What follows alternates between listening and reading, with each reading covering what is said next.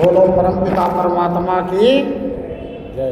धर्म की अधर्म का, प्राणियों में विश्व का, भारत माता की सच्चे का बोलबाला, झूठे का मुँह काला हो। एक तू सच्चा, तेरा ध्यान सच्चा, हे प्रभु करो कल्याण, जिस विधि होए तेरा ध्यान। सत्य दृष्टि आनंदित सृष्टि, आत्मने नमः परमात्मने नमः।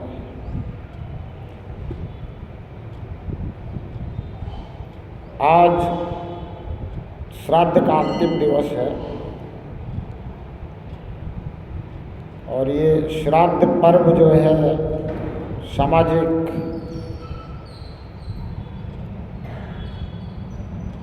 के लिए, जो सामाजिक हमारा ढांचा है उसके लिए शुरू किया गया हमारे ऋषि मुनियों द्वारा। इसमें शारीरिक विज्ञान भी है। शरीर को स्वस्थ रखने के लिए खीर जो है वो बहुत अच्छी भोज्य पदार्थ है, औषधि के रूप में इस समय जो है वो कार्य करती है उसके लिए। और श्राद्ध में हम अपने श्रद्धेय पूर्वजों को याद करते हैं, क्योंकि उन्हीं के कारण हमारा आज ये जीवन जो है ये है। कहते हैं कि सिर्फ मेरे अकेले के जीवन के लिए 2 की ज़रूरत थी माता पिता की, पहले ही मैंने बताया। उनके जीवन के लिए 4 की, 4 के जीवन के लिए 8 की, 8 के जीवन के लिए 16 की। ऐसे देखते चले जाओ तो कईयों के प्रयास हैं इस जीवन में मेरा होना, आज मेरा होना। तो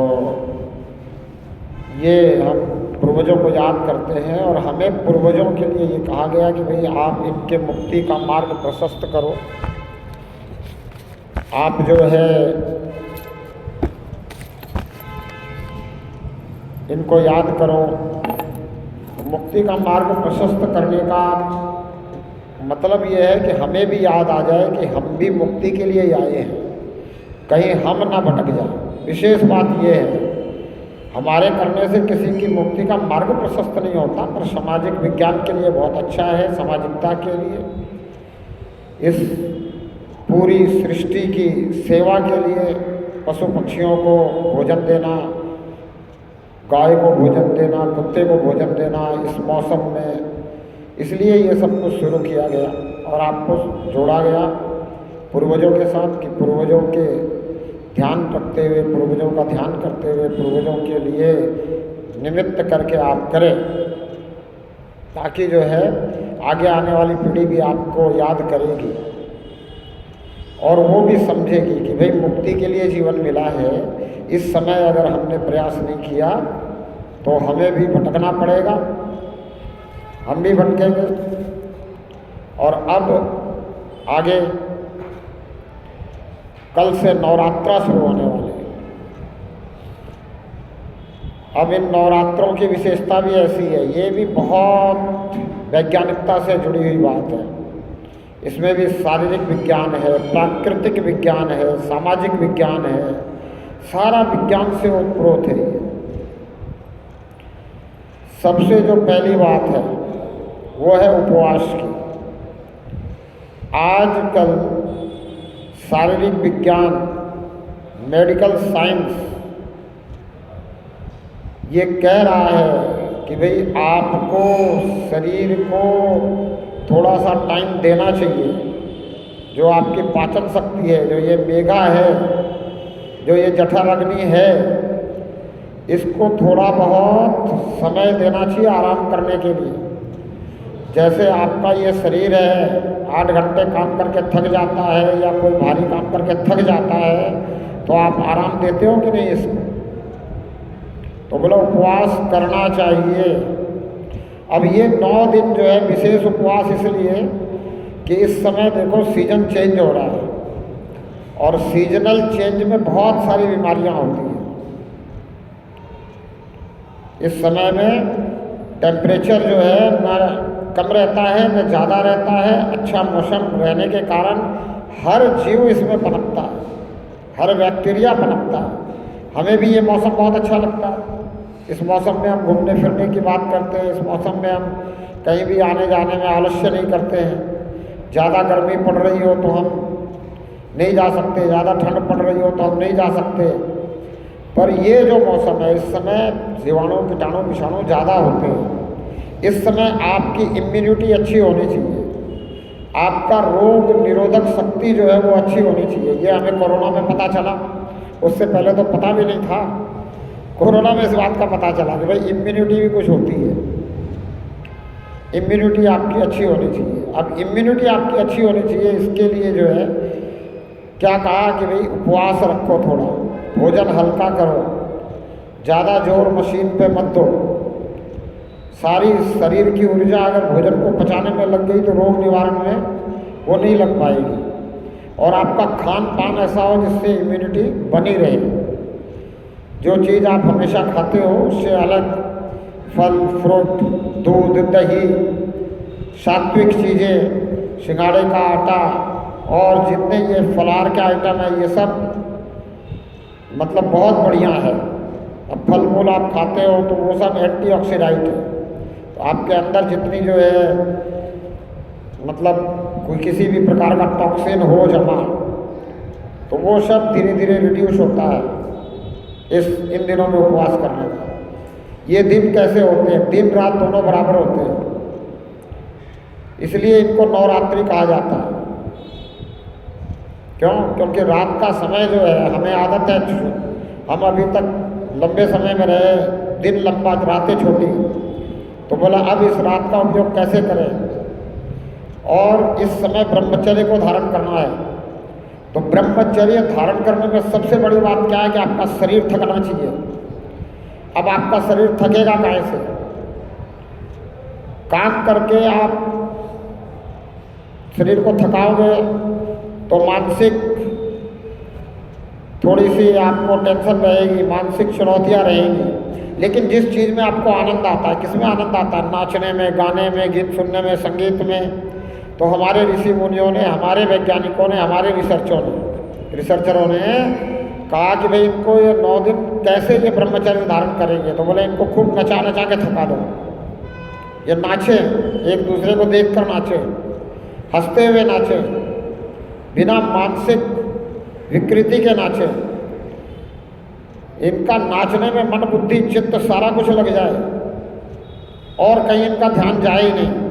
और जब नाचे तो शक्ति के उपासक होकर नाचे, शक्ति के बारे में सोचे। शक्ति के बारे में जब सोचते हैं तो हमें शक्ति मिलती है। और शक्ति में भी मातृशक्ति। अब आपको नाचने का एक और दृष्टांत मैं बताता हूँ। कहते कृष्ण जी रास रचाते थे। क्यों रचाते थे? क्या कारण था? भाई जब 16,000 देवियाँ जिसके गठबंधन में आ जाए, जिसका 16,000 देवियों के साथ में जोड़ा बन जाए, 16,000 से और ऊपर ही थी पटरानियाँ वगैरह मिला करके, तो अब उनको जो है रात में रास करा करके थकाना है। उनका शरीर थक जाए और आनंद से शरीर थके। फिर जो ये रात्रि का पैर होता है, ये तामसिक पैर होता है। सात्विक पैर सुबह का होता है। उसके बाद दोपहर से लेकर रात्रि तक वो राजसी पैर होता है। वो जो तामसिक पैर है उस समय में नचा रहे हैं कि तामस घर ना करे, तामसिक वृत्ति ना आए। खूब नाचो, परमात्मा के धुन में नाचो, परमात्मा को याद करके नाचो, प्रेममय हो करके नाचो। इसलिए वो रास रचाया, और कोई रास का कारण नहीं। और इसीलिए इस नवरात्रे में भाई सभी तो ऐसे ब्रह्मचर्य को धारण कर नहीं सकते, सभी मन पर काबू कर नहीं सकते, सभी परमात्मा के पूर्ण समर्पित हो नहीं सकते। तो सभी क्या कर सकते हैं? तो बोले सभी नाच सकते हैं, बिल्कुल मन बुद्धि चित्त सब कुछ लगा करके नाच सकते हैं। और नाचने में और खेलने में जिसमें हमारी मन बुद्धि चित्त ध्यान लगा हुआ है, उसमें शरीर का कितना भी ऊर्जा लग जाए, शरीर कितना भी थक जाए, फिर भी हम लगे रहते हैं। कभी हम खेलने में थकते नहीं हैं, काम करने में थक जाते हैं, खेलने में नहीं थकते। क्यों? क्योंकि मन बुद्धि चित्त में एक बात बैठी हुई है, मानसिकता ऐसी बनी हुई है कि हम तो खेल रहे हैं, हम तो आनंद ले रहे हैं, हम तो नाच रहे हैं, हम तो आनंद ले रहे हैं। इसलिए खेल में कभी नहीं थकते, नाचने में कभी नहीं थकते। इसलिए कई बार मैं कहता हूँ कि जब दुनिया के कामों को आप खेल समझ लेते हो ना, फिर आनंद आता है। बोला हम तो आनंद ले रहे हैं, खेल रहे हैं, खेल कर रहे हैं, खेल चल रहा है, इस खेल का हम आनंद ले रहे हैं, ये तो खेल चल रहा है, क्या टेंशन लेना है? हार गए तो हार गए, जीत गए तो जीत गए। खेल में हम क्यों नहीं टेंशन लेते? अरे खेल रहे, हार गए तो हार गए, जीत गए तो जीत गए। कोई हारेगा, कोई जीतेगा। तो ये दुनिया भी खेल भी चल रहा है, संसारिक खेल चल रहा है। हार गए तो हार गए, जीत गए तो जीत गए। अब हार गए तो क्या दिक्कत है, और जीत गए तो क्या दिक्कत है? जीत गए तो क्या मिलेगा, और हार गए तो क्या मिलेगा? सब कुछ यही रह जाना, कुछ भी साथ नहीं जाना। इसलिए दुनियावी जितने काम चल रहे हैं, इनको खेल समझ के करो। अगर परमात्मा के समर्पित नहीं हो सकते, परमात्मा से प्रार्थना नहीं कर सकते कि तू करवा ले, नहीं टूट रहा मोह, नहीं इच्छाएं कम हो रही, तो खेल समझ के करो। जैसे खेलने में हमें दिक्कत नहीं है, तो काम करने में क्या दिक्कत है? हम खेलने में पूरा एफर्ट लगा देते हैं, जितनी शक्ति होती है पूरी लगा देते हैं खेलने में। लेकिन कहीं कोई श्रम करना हो तो उसमें हम नहीं लगा पाते। क्यों? मानसिकता ऐसी बनी हुई है कि मैं श्रम कर रहा हूँ, मैं मेहनत कर रहा हूँ, मैं कुछ काम कर रहा हूँ, मैं खेल नहीं रहा हूँ, जबकि खेल ही चल रहा है। कुछ नहीं है, सब खेल चल रहा है। इसको अब खेल समझ ले तो बात बनी। तो इसीलिए वो नाच हो रहा है, उसमें चाहे हाथ दर्द करे, पैर दर्द करे, शरीर में पूरे थकान आ जाए, चाहे नाचने के बाद में वो गहरी नींद आ जाए, कोई दिक्कत महसूस नहीं होती। मानसिकता जो है, ये विचार जो है, इसका बदलाव हो जाए तो आदमी हमेशा आनंद में रहता है। और जिसके विचार बदल जाते हैं, विचार से वो महान हो जाता है। विचार ही व्यक्ति को महान बनाता है। ये नवरात्रि की जो बात है, इसको हम समझें। और हम शक्ति की पूजा करते हैं। अब शक्ति में भी हमने 9 दिन 9 प्रकार की अलग अलग शक्ति, सृजनात्मक शक्ति, ब्रह्मांडीय शक्ति, कात्यायनी विनाश करने वाली शक्ति। अब शक्ति सब कुछ करती है, शक्ति के बिना कुछ हो सकता है? हम भोजन भी करते हैं तो अपने शरीर में शक्ति आ जाए, स्फूर्ति आ जाए, ताकत आ जाए, इसके लिए करते हैं। और फिर शक्ति आ जाए तो फिर हम कुछ भी कर सकते हैं। शक्ति के बिना सृजन नहीं, शक्ति के बिना विनाश नहीं। इस ब्रह्मांडीय शक्ति से सब कुछ चल रहा है। और एक बात कही गई है, देखो मातृशक्ति की पूजा क्यों? तो कहते हैं कि एक कुछ ऐसा हमारे कोशिकाओं में कुछ ऐसा पाया जाता है जो सिर्फ माता से ही मिलता है। वो किसी भी संतान को, चाहे पुत्र हो या पुत्री हो, पिता से नहीं मिलता। वो हमारी कोशिकाओं में आया और वो हमारे लिए बहुत जरूरी है। वो किससे मिलता है? माता से ही मिलता है। तो इसलिए मातृशक्ति की उपासना के लिए लगाया कि भाई तुम मातृशक्ति की उपासना करो। और मातृशक्ति की उपासना बचपन से करो, बच्चे से करो। छोटी सी जो कन्या है उसको भी पूजो। इसलिए कन्या पूजन का विधान बनाया। हमारे ऋषियों ने बहुत सोच समझकर बहुत जो भी विधि विधान बनाए वो बनाया। भाई कन्याओं को भोजन कराओ। अब कौन सी कन्या भोजन करने आएंगी? कौन सी कन्या को? जरूरतमंद कन्या को भोजन कराओ। जिनको उनके घर में पौष्टिक आहार नहीं मिल सकता, उनको तुम पौष्टिक आहार कम से कम एक दिन तो दो, उन तक वो पौष्टिक आहार उनको मिले, पहुंचे। नारियल का विधान रखा, नारियल बघाड़ते हैं ना, नारियल का विधान रखा। क्यों? क्योंकि नारियल जो है वो भी स्वास्थ्य के लिए अति उत्तम है।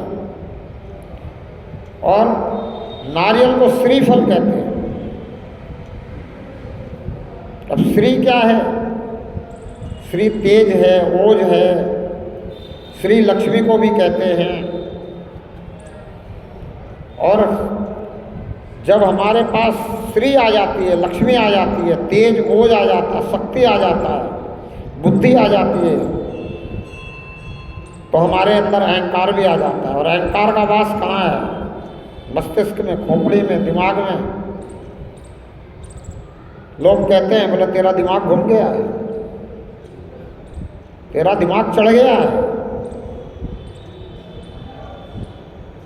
तो अपने आप को ज्यादा दिमाग वाला समझता है। ये अहंकार। अब ये श्रीफल नारियल जो है वो सर के जैसा होता है, तो इसीलिए बोला नारियल पधारो, मतलब अपना अहंकार तोड़ो, दिमाग को ज़्यादा चढ़ा के मत रखो। तुम ये मत समझो कि मैं बहुत कुछ बन गया हूँ, या तुम ये मत समझो कि मेरे जैसा कोई नहीं है। अहंकार में आदमी यही सोचता है, मेरे जैसा कोई नहीं है। रावण क्या सोच रहा है कि बोले मेरे जैसा पराक्रमी कोई नहीं है। अहंकार हो गया पराक्रम का, बल का, धन का। तो ये अहंकार में आदमी बोलता है कि मेरे जैसा कोई नहीं है। अगर कोई डॉक्टर बोले कि मैं डॉक्टर हूँ, तो ये अहंकार नहीं है। भाई वो डॉक्टर है, उसने डॉक्टरी की जो है विद्या ली है, अनुभव लिया है, प्रैक्टिस किया है, उसके अंदर प्रैक्टिकल भी है, उसने दीक्षा ली है, शिक्षा ली है डॉक्टरी की, उसको डॉक्टर इंजीनियर बना है, तो उसको दीक्षांत समारोह में प्रशस्ति पत्र दिया गया है कि हाँ भाई इनकी प्रैक्टिकल भी पूरी हो गई, दीक्षांत हो गए। अब ये किसी भी शरीर को छीड़-फाड़ कर सकते हैं, किसी भी शरीर को समझ करके उसके शरीर के जो है प्रकार को समझ करके शरीर के लिए दवाई दे सकते हैं। तो वो कहे कि मैं डॉक्टर हूँ, तो इसमें कोई अहंकार नहीं है। लेकिन वो कहे कि मैं सबसे अच्छा डॉक्टर हूँ, मेरे से अच्छा कोई नहीं है, मेरे से अच्छा कोई हो भी नहीं सकता, तो इसको अहंकार कहते हैं। तो बोले ये अहंकार तोड़ो, इसलिए श्रीफल बघाड़ने का, और फिर उसको प्रसाद के रूप में खा भी लो। मतलब यहाँ से अहंकार को निकालो और नीचे के तल में जाने दो, नीचे रखो उसको, अहंकार को अपने ऊपर हावी मत होने दो। उस नारियल को खाने से, नारियल भी बहुत पौष्टिक है, नारियल बहुत ज़्यादा पौष्टिक है और मातृशक्तियों के लिए बहुत ज़्यादा है। कहते हैं गर्भवती माताएं अगर रोज़ थोड़ा बहुत नारियल खाते रहे तो गर्भ के लिए फायदेमंद है। ये जो बातें हैं ये हमारे ऋषि मुनियों को पहले ही पता चली। ये शारीरिक विज्ञान आजकल वो टेस्ट करते हैं कि कौन सी चीज़ में क्या तत्व मिल रहा है, किस तत्व के कारण किस चीज़ को खाना चाहिए। उन्हें पहले ही पता था कि ये जितनी भी चीज़ें हैं ये किस किस समय क्या क्या फ़ायदा करेगी। उन्होंने जो है उस हिसाब से वो व्यवस्थाएं बनाई। अब हम इसमें दीपक भी जलाते हैं। अब दीपक जब घी का जलाते हैं तो हमारे ऋषि मुनियों ने पहले ही बता दिया कि भाई घी का दीपक जलाओगे, इसका जो धुआं होता है उससे बैक्टीरिया वगैरह बाहर रहते हैं, इसलिए कहा रसोई में जरूर दीपक जलाओ। रसोई में, रसोई घर में दीपक जलाते थे ना, जरूर जलाओ। 24 घंटे दीपक रसोई घर में जला कर रखो। क्यों? कि बैक्टीरिया, फंगस वगैरह बाहर रहेंगे। और ये देखा गया, इसके लिए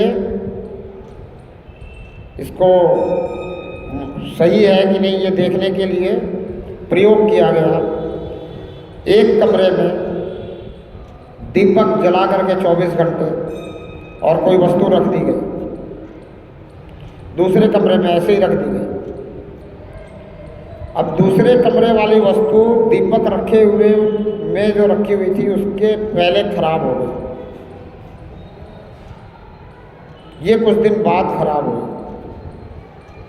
तो ये सब बातें हमारे जो ऋषि मुनि थे वो सब जानते थे।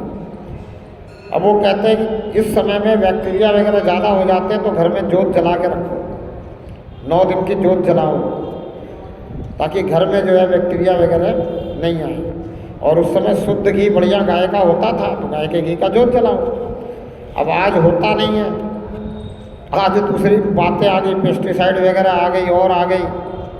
फिर भी जहाँ तक हो सके कोशिश करनी चाहिए कि हमारे घर में जोत जले। और जोत इसलिए नहीं जले कि जोत जलाने से परमात्मा प्रसन्न होता है, नहीं, जोत जलाने से वैज्ञानिक फायदा है। आपको ऋषि मुनियों ने प्रभु के साथ इसलिए जोड़ा क्योंकि परमात्मा को याद करते हुए सब काम करना चाहिए। तो बोला परमात्मा को याद करते हुए ये सब काम करें। सब काम परमात्मा को याद करते हुए, परमात्मा से फरियाद करते हुए, परमात्मा से प्रार्थना करते हुए। परमात्मा को याद करना, परमात्मा से प्रार्थना करना, ये फर्स्ट प्रायोरिटी दे करके बाकी दुनिया के सारे काम करते रहो। इसलिए परमात्मा से जोड़ा, हर काम में जोड़ा। खाने से पहले मंत्र दिया, क्यों आप ऐसे याद नहीं करते तो कम से कम मंत्र के बहाने याद करोगे। हर चीज़ के लिए मंत्र बनाए। बोला ऐसे नहीं, तुम ऐसे करोगे तो बहुत समझने की, वैज्ञानिकता की बात जो है वो हमें अगर पता चले तो हम इस उत्सव को बहुत अच्छे से करें। अब उपवास रहने से पूरा शरीर ठीक हो जाता है। आज के समय में डाइटिशियन से पूछे, किसी डॉक्टर से पूछे, जो जानते हैं वो आपको एक एक चीज़ बताएंगे कि हार्ट में क्या इफ़ेक्ट होता है उपवास करने का, आपके जो ये स्किन है इस पे क्या होता है, दिमाग पे क्या असर होता है, ब्लड सर्कुलेशन पे क्या असर होता है, किडनी पे क्या असर होता है, लीवर पे, एक एक रिसर्च आज कर ली गई है। आज दुनिया का हर व्यक्ति कहता है फास्टिंग करना चाहिए। हर व्यक्ति जो समझदार है वो फास्टिंग करता है। और आपको कहा कि भाई जौ बीजना चाहिए। अब धीरे धीरे हम क्या करते हैं, जौ को बीजते तो जरूर है किसी परात में, किसी चीज में, पर उस जौ को हम यूं का यूं उठा करके कहीं और ट्रांसफर कर देते हैं। बीच में हमारी जो ये सभ्यता संस्कृति जो थी वो बीच में गड़बड़ रही। अब उन्होंने जौ क्यों भिजवाना शुरू किया, क्योंकि जौ का जो घास है, या गेहूं बीज दो तो गेहूं का जो घास है वो पूरी ताकतवर चीज़ है, बहुत ताकत देती है आपके शरीर को, बहुत ज़्यादा ताकत देती है। और आज ये सिद्ध हो चुका। आज वैज्ञानिक कह रहे हैं व्हीट ग्रास जूस, बोले गेहूं के घास का जूस पियो। कितना पियो तो बोले 2 चम्मच रोज पी सकते हो, 8 चम्मच तक पी सकते हो।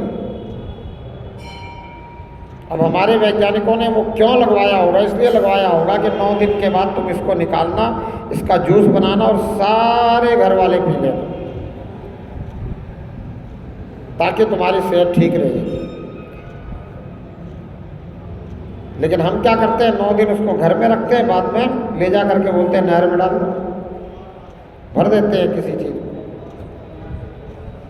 मतलब सभ्यता संस्कृति बीच में थोड़ी सी खत्म हुई। अब फिर वापस उसी वहाँ आ गए, व्हीट ग्रास जूस पे आ गए, ले रहे हैं लोग और बहुत सारी बीमारियों के लिए फायदेमंद बता रहे हैं। सिर्फ ब्लड कैंसर छोड़ करके बाकी सभी बीमारियों के लिए फायदेमंद बता रहे हैं। इसकी थोड़ी सी प्रकृति ठंडी है, तो इसलिए मना करते हैं कि भाई कफ जिसको हो, जिसको ठंड पहले से लगी हो वो ना ले, बाकी इसको सभी ले सकते हैं। और कहते हैं कि इस शरीर को 115 प्रकार के एलिमेंट्स चाहिए, तत्व चाहिए। तो कहते हैं 95 एलिमेंट्स इस व्हीट ग्रास में। अब देखो कहाँ हमारे ऋषि मुनियों ने सोचा, समझा, कैसे उन्होंने पकड़ा इस बात को। उस समय तो कोई किसी प्रकार की मशीन वगैरह ऐसे ये थी नहीं। जो आज अभी 8-10 सालों से हमें पता चल रही है, आज 8-10 सालों में जो रिसर्च हुआ है वो हमें ये बात बता रही है। और हमारे ऋषि मुनियों ने, हमारे रिसर्चरों ने ये बात पहले ही समझ ली, इस बात से आपको जोड़ा। और शायद उस समय वो सब उसको जो है प्रसाद के रूप में लेते होंगे, लेकिन बाद में हमने वो बंद कर दिया, क्यों, हमें पता ही नहीं था। हमारी पुस्तकें जो थी वो सब इधर उधर कर दिया। इस 1000 सालों के अंतर्गत जो बाहरी आक्रांता आए इस देश में, इस देश को सोने की चिड़िया कहे, इस देश का सोना लूटने आए, वो सब गड़बड़ करके चले गए। किसी की सभ्यता नष्ट करनी हो, संस्कृति किसी की नष्ट करनी हो, उसकी जो जानकारी कहीं संकलित है तो उस जानकारियों को खत्म कर दो। वो किताब खत्म तो संस्कृति खत्म, वो सब हो गया। अब मैं ये कहता हूं कि एक ही दुनिया में किताब बननी चाहिए। धार्मिक किताब पूरी दुनिया में एक होना चाहिए। सबको समझ जाना चाहिए कि धर्म का उल्टा अधर्म है, और जो उस किताब के अनुसार चले वो धार्मिक है। अब वो किताब धर्म के गुणों के अनुसार लिखी जाए। बैठे कुछ लोग जिनको हम कहते हैं कि बहुत ज़्यादा शिक्षित, पढ़े लिखे, इंटेलिजेंट हैं, वो बैठे और बैठ करके इस बात पर विचार करें और एक पुस्तक बना दें कि भाई ये है, इस हिसाब से ही समाज में चलना चाहिए, इस तरह से ये कार्य होने चाहिए। और इस प्रकार से चलने से ही समाज में शांति रहेगी, प्रेम रहेगी, लड़ाइयाँ नहीं होंगी, धर्म के नाम पे लड़ाइयाँ नहीं होंगी, कट्टरवाद नहीं होगा।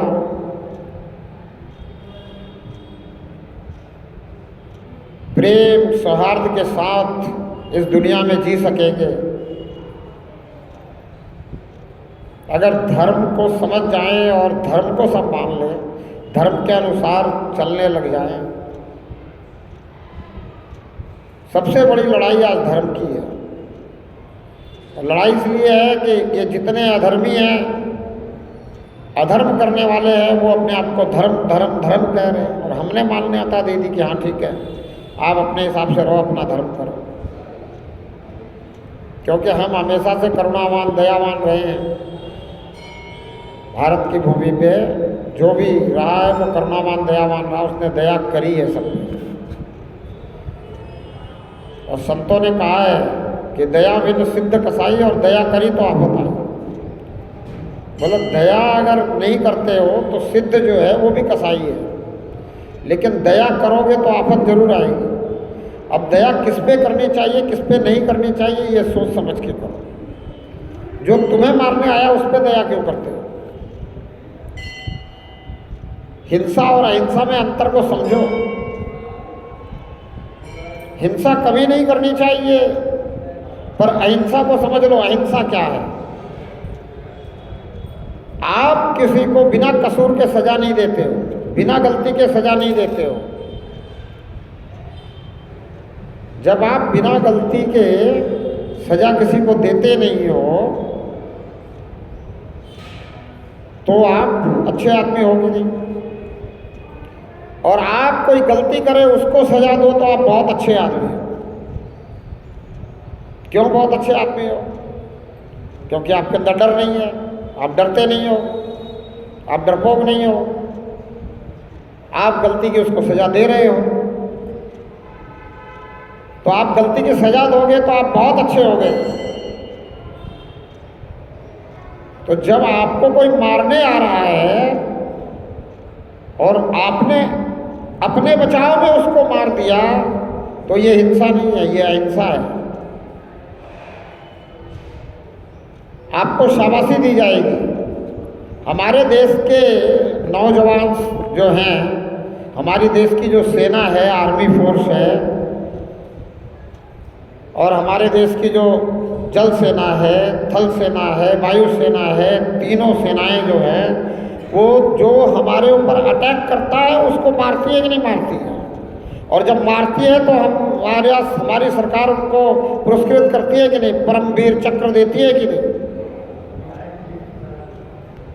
भाई सैनिक तो और भी है, सबको तो परमवीर चक्र देती नहीं। जिसने मारा दुश्मन को उसको परमवीर चक्र देती है, बोला तू सबसे अच्छा सैनिक है।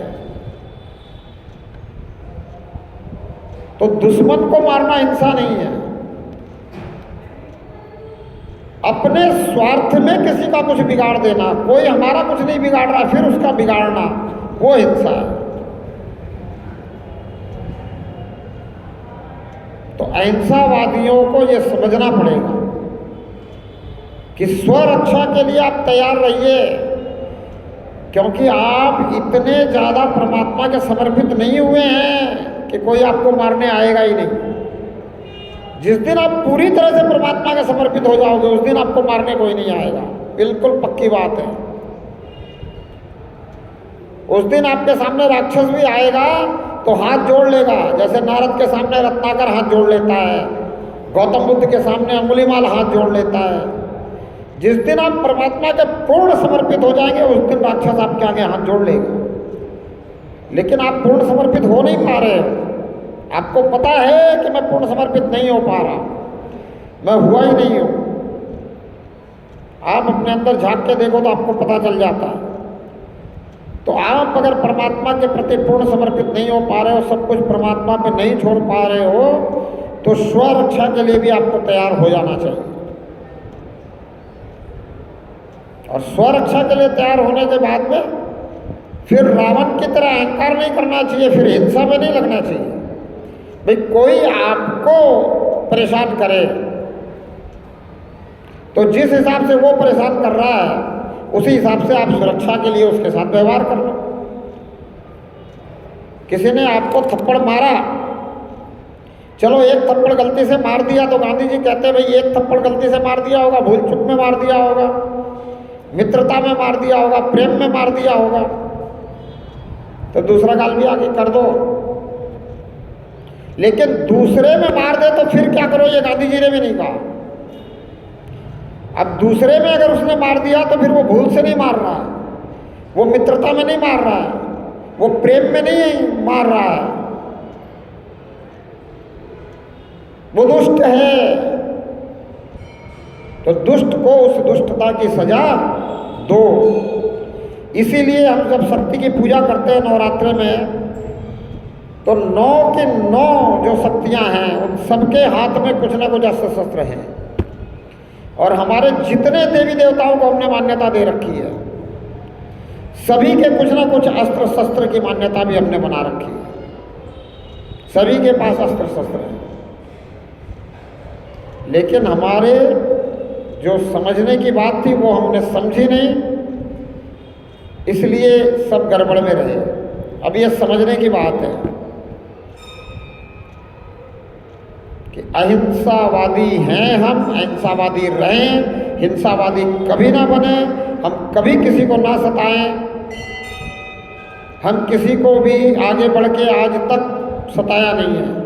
हमारे इस राष्ट्र का पूरा ये रहा है नियम। और जिसने भी अपने स्वार्थ में गड़बड़ किया वो धृतराष्ट्र बन गया, वो दुखी हुआ है। आपको ये भी बताया हमारे ही राष्ट्र में धृतराष्ट्र बन गया। अब उसका नाम धृतराष्ट्र ही क्यों रखा, उसके नाम में राष्ट्र क्यों लगा? भाई जिस नियम से राजकाज चलना था, जिस संविधान से राजकाज चलना था, जिस कायदे से चलना था, उस कायदे को जो तोड़ने की कोशिश करता है उसको हम कहते हैं धृष्टता कर रहा है।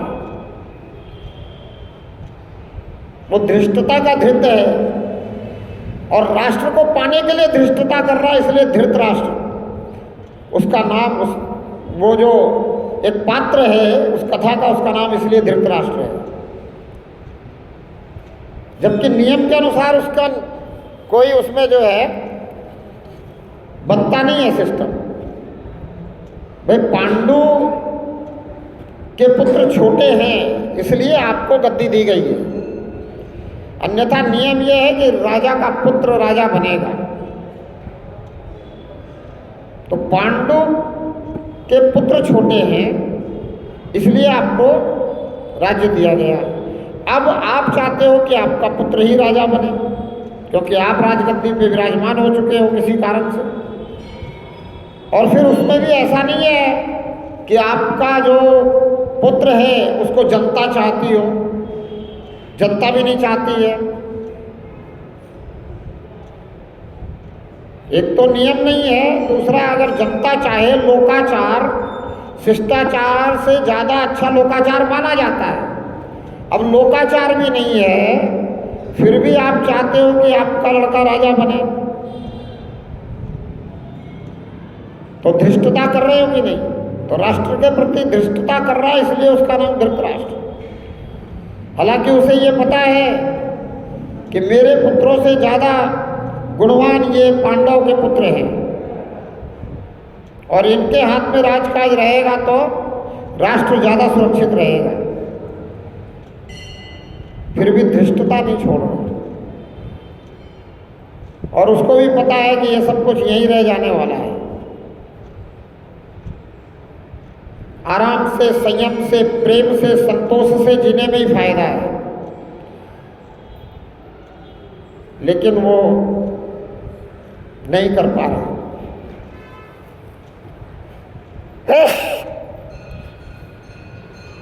इस चीज का वो पालन नहीं कर पा रहे।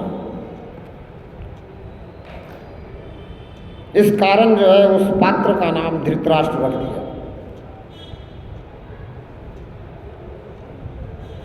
अब हमारे जीवन में भी हमें आनंद से, प्रेम से जीना चाहिए। और ये नवरात्रों को हम वैज्ञानिकता के कारण सोच समझ करके मना रहे हैं, तो फिर हमारे ऊपर कोई अगर अंगुली उठाए, हमें पता है तो हम उसे कह सकते हैं कि हमारा जो भी जीवन जीने का सिद्धांत है, हमारी जो संस्कृति है, हमारी जो सभ्यता है, हमारे जो उत्सव हैं, ये उत्सर्जन के लिए है। हमारे उत्सव यूं ही नहीं बने। हमारे सारे उत्सव का कारण है, समय का कारण है कि ये समय क्यों। भाई नवरात्रि 2 हम मनाते हैं, 2 नवरात्रि गुप्त रखते हैं, वो गुप्त होती है, वो हम मनाते नहीं हैं। 2 ही क्यों मनाते हैं? क्योंकि दोनों समय में मौसम बदलता है, ऋतु बदलती है, सीजन चेंज होता है। और जब मौसम बदलता है, ऋतु बदलती है, सीजन चेंज होता है, तो उस समय बहुत सारे कीटाणु, विषाणु, रोग आदि होते हैं। उससे बचने के लिए उस समय जो व्यवस्था थी, जो व्यवस्था करनी चाहिए थी, वो व्यवस्था दी गई और सर्वोत्तम व्यवस्था दी गई। ये मैंने आपको बताया कि इसमें शारीरिक विज्ञान है, सामाजिक विज्ञान है, भौतिक विज्ञान है, सब कुछ इसमें है। तो अब आज से जो है ना, अब इस वर्ष से जिनको जिनको पता चल गया, वो नवरात्रे के जौ को फेंकेंगे नहीं। उसको जब हम लगाते हैं तो एक परात में तो लगाते हैं, उसको काट लेंगे ऊपर ऊपर, और काट करके उसको जो है पीस करके उसका जूस निचोड़ करके पिएंगे सारे घर वाले प्रसाद के तौर पे। फायदेमंद है। सुबह सुबह खाली पेट 2 चम्मच जूस पीना चाहिए। और उसको 3 बार उपयोग कर सकते हैं। आप ऊपर से काटोगे और फिर आएगा, फिर काटोगे फिर आएगा। तो जिस प्रकार से वैज्ञानिकता के कारण उत्सव हमें दिया गया मनाने के लिए, उसी तरह से हम मनाएं तो बात बने। हमारे अंदर श्रद्धा है, भाव है, पर हमारी वैज्ञानिकता का हमें पता नहीं है, इसलिए हम सिर्फ श्रद्धा भाव के अनुसार मनाते चले जा रहे थे। अब धीरे धीरे वो वैज्ञानिकता पुनः सामने आ रही है कि हमारे ऋषि मुनियों ने इतने साल पहले, हजारों साल पहले इस बात को समझा और ये परंपराएं शुरू करी, और इन परंपराओं को परमात्मा के साथ जोड़ा। क्यों? क्योंकि हमें दुनिया के सारे काम परमात्मा को याद करते हुए ही करना चाहिए, परमात्मा से फरियाद करते हुए करना चाहिए। और सबसे बेहतर तो यह है कि हम परमात्मा से ही प्रार्थना करें कि तू जो चाहता है वो करवा ले, तो बहुत अच्छा है। पर इतना हम कर नहीं पा रहे, कर नहीं सकते, बहुत मुश्किल है। जो पूर्वाग्रह घुसा हुआ है, जो विचार इस मस्तिष्क में आए हुए हैं, उन विचारों को निकाल पाना बहुत मुश्किल है। कितना भी सुन लें, लेकिन उस पर अगर चिंतन करें, मंथन करें, खूब ज़्यादा उस पर सोचें, तब जाकर के हो सकता है कि चले। चलना बड़ा मुश्किल है, उसी प्रकार से चलना है।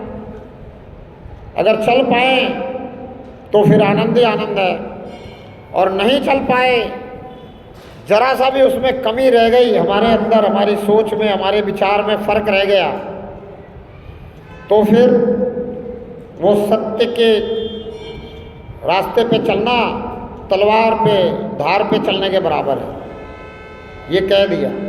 तो इसलिए संभल के चलो, बिल्कुल संभल के चलो। अब नहीं संभल पा रहे हो, नहीं चल पा रहे हो, तो कम से कम परमात्मा से प्रार्थना ये तो करो कि सद्बुद्धि तो दे, ताकि तू जो सद्बुद्धि दे उस हिसाब से हम काम करें।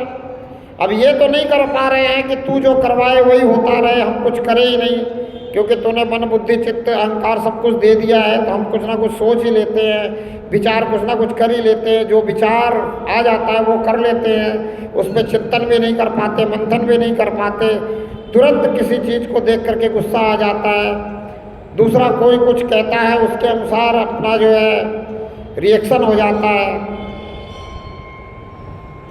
क्यों हो जाता है? क्योंकि हम हमेशा यही चाहते हैं कि लोग मुझे अच्छा कह दें, लोग मुझे अच्छा मान जाएं। अब ये भगवा पहनने का कारण क्या है? भाई लोगों को दिखे कि मैंने भगवा पहन रखा है तो लोग मुझे संत समझ जाएं। सब कुछ लोगों पर निर्भर है। कई बार ये कहने से मैं चूकता नहीं हूं कि साधु की मर्यादा में अगर रह रहा हूं तो लोगों के कारण ही रह रहा हूं, कि कहीं मर्यादा टूटी और लोगों ने कह दिया ये तो साधु ही नहीं है। ऐसी हमारी सोच है। क्या कहेंगे लोग, इसी रोग में फंसे हुए हैं। और कल मैंने बताया था कि क्या कहेंगे लोग, छूट जाए अगर ये रोग तो ही हो सकता है परमात्मा से ही हो, अन्यथा तो इसी चक्कर में पड़े हुए हैं कि भाई परमात्मा से जुड़े, शंका है, पूर्ण विश्वास है नहीं, और कहीं कुछ गड़बड़ हो गई तो लोग क्या कहेंगे। अरे मैं कहता हूं एक बार पूर्ण विश्वास करके परमात्मा के प्रति लग जाओ, छोड़ दो ये सारे रोग कि क्या कहेंगे लोग, फिर देखो कि लोग कहेंगे क्या और कहते क्या हैं। लोगों का काम है कुछ कहना, आज कुछ कहेंगे कल कुछ कहेंगे। लोग कुछ तो लोग कहेंगे, कहने दो लोगों को। लोग आज क्या कहते हैं इसकी परवाह मत करो, लोग कल क्या कहेंगे इसकी परवाह करके फायदा ही क्या है। कल हम रहेंगे कि नहीं रहेंगे, क्यों परवाह करनी है। अब गांधी जी इस धरती से चले गए, अब कोई गांधी जी को अच्छा कह रहा है, कोई गांधी जी को बुरा कह रहा है, कहता रहे। अब रिएक्शन गांधी जी तो देने आने वाले नहीं है। गांधी जी ने तो तब रिएक्शन नहीं दिया जब जीवित थे, तो अब क्या रिएक्शन देंगे? तो ऐसे ही अगर हम भी इस धरती से विदा हो लिए और शरीर तो 5 तत्वों का पुतला है, 5 तत्वों में मिल जाएगा, ऐसा कहते हैं कि 5 तत्वों का पुतला है, तो फिर हमें इस बात से बिल्कुल पीछा छुड़ा लेना चाहिए कि क्या कहेंगे लोग। वर्तमान में जो कह रहे हैं उसका कोई मतलब नहीं है, आगे जो कहेंगे उससे हमें कोई मतलब नहीं है, पीछे जो कह दिया उससे कोई मतलब नहीं है। ज़्यादा करके आदमी परेशान होता है जब आगे की सोचता है या पीछे की गुनता है। किसी का भूतकाल बड़ा अच्छा रहा हो और वर्तमान खराब हो गया हो, भूतकाल को याद करेगा तो रोएगा। हालांकि वर्तमान में भी कोई दिक्कत नहीं है, उसको ज़रूरत सारी पूरी हो रही है।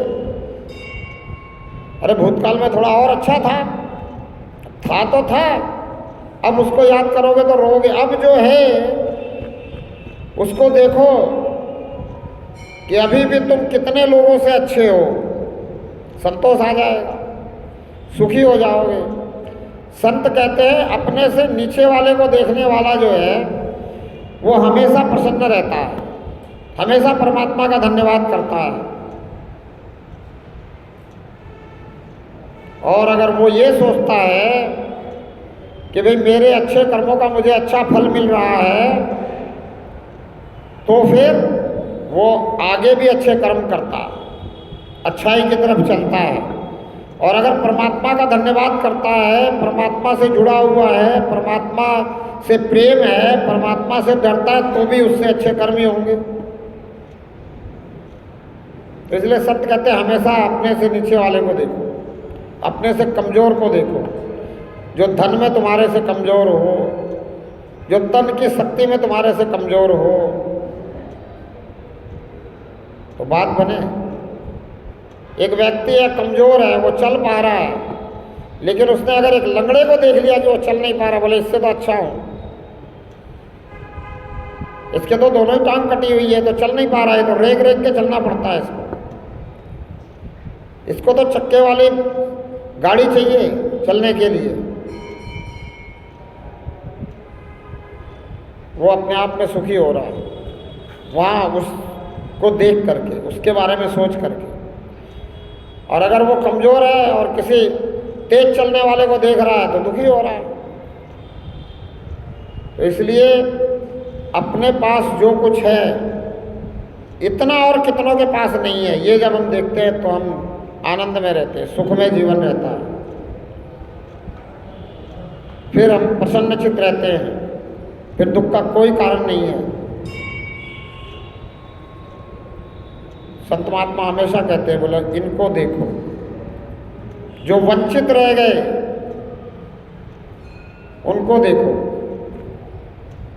और जितनी हो सकती है उनकी मदद करो, उनकी सेवा करो, उनकी सुधार करने की सोचो कि उनकी सुधार कैसे होगी, क्योंकि सुधार ही सबसे बड़ी सेवा है। और ये नीम के 3 पौधे हैं, पर्यावरण का सुधार करना है तो ये नीम के पौधे जो है जो लगा सकते हैं, जिनके पास जगह है वो ज़रूर ले करके जाएं और लगाएं, इसका ध्यान रखें। एक ये भी बहुत अच्छा कार्य है, इस कर्म का फल भी अच्छा मिलने वाला है, अच्छे कार्य का अच्छा फल मिलने वाला है। जिसको हम कह देते हैं कि पुण्य कर्म करो अच्छा फल मिलेगा, तो ये भी पुण्य कर्म है। आप एक बार लगा दोगे, अगर ये पौधा आपने इसको पौधा बना दिया तो ये जब तक अपने जीवन में रहेगा तब तक इस धरा पे ऑक्सीजन देता रहेगा और औषधि के रूप में काम आता रहेगा। इसलिए ये नीम के पौधे मंगाए हैं और आपको दे रहा हूँ। तुलसी के पौधे मंगाए थे, वो आप तक पहुँचाए गए, वो पहुँच गए।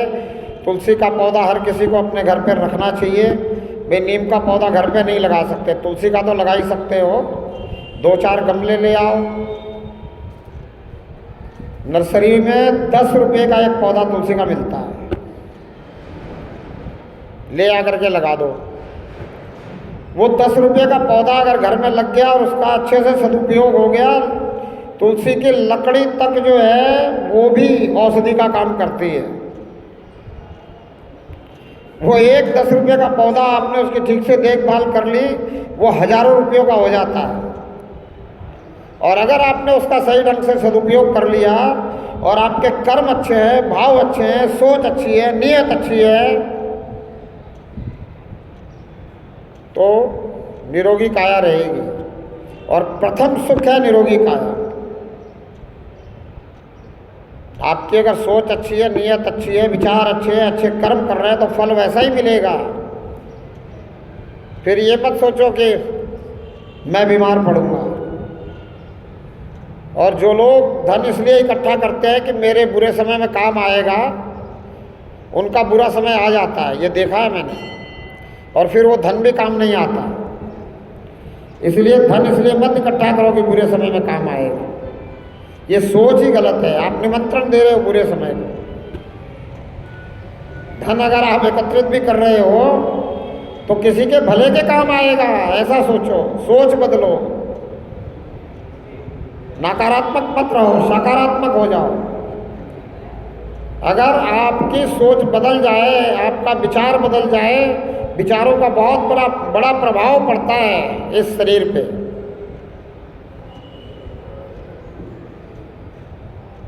इसलिए बार बार हम उनको याद करते हैं जो विचार जिनके महान थे। विचारों से व्यक्ति महान होता है।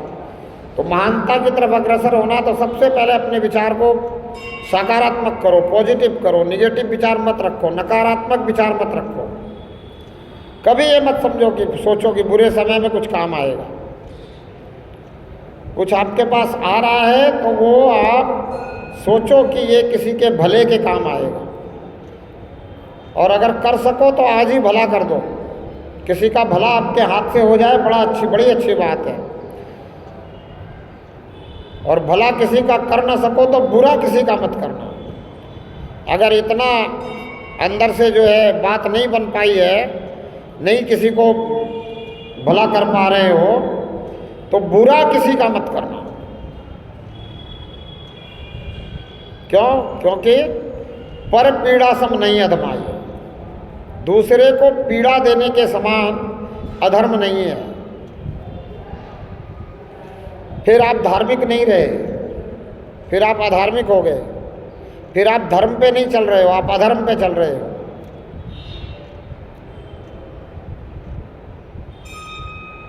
व्यास जी ने भी कहा कि 18 पुराण मैंने लिखे, इसमें एक की 2 बात समझाई है।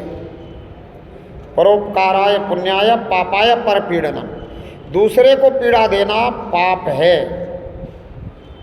दूसरे के लिए उपकार कर देना पुण्य है। और इन्हीं बातों को सभी संत समझाते हैं, किसी कथा के माध्यम से, किसी कहानी के माध्यम से। कोई स्पष्ट रूप से आपको समझा रहा है, अगर समझ में आ जाए, विचार बदल जाए तो बात बन जाए। अब समय समाप्त है और इन्हीं शब्दों के साथ आपसे क्षमा प्रार्थी हूँ।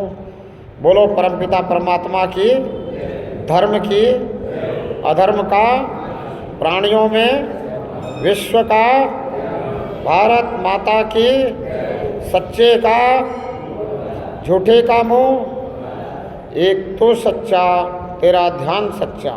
हे प्रभु करो कल्याण, जिस विधि होए तेरा ध्यान। सत्य दृष्टि, आनंदित सृष्टि, आत्मने नमः, परमात्मने नमः।